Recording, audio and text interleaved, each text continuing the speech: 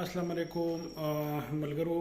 د دې نه مخکې چې زمونږ کوم ویډیوز وو په هغې کې مونږ خبرې کړې وې د ټي بي د علاماتو د حوالې سره. نن زه غواړم چې یاره تاسو ته دا پته ولګي چې د ټي بي مرض چې دی د دې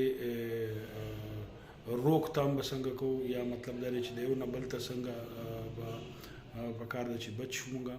نو د هغې دپاره ګورئ زمونږ په معاشره کې یو ډېر یو کنسپټ روان دی چې د ټي بي مریض چې دی هغه مونږ بالکل جدا کو او مونږ وایو یاره د سره خوراک نه دی پکار، د سره لاس میله وهل نه دی پکار.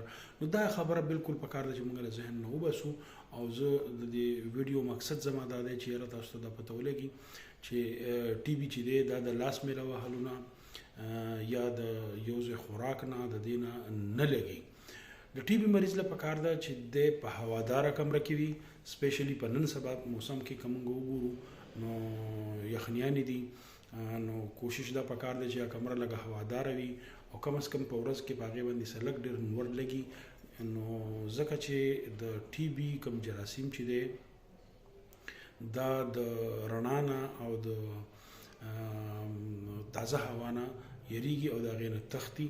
نو په دې وجه باندې که فرض که زموږ په کور کې د ټي بي مریض وي نو چې د هغه کمره هواداره وي او کم از کم ور پکې لګي.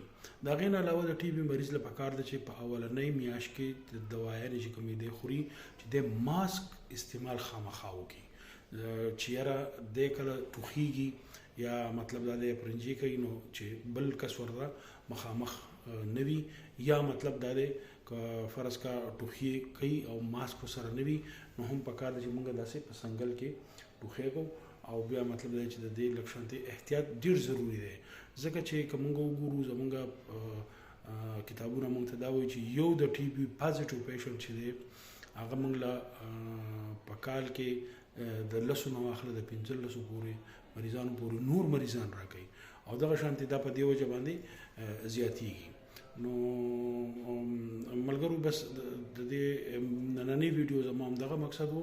د نور ویډیوز دپاره لایک او فالو پکار دی. ٹھیک شي.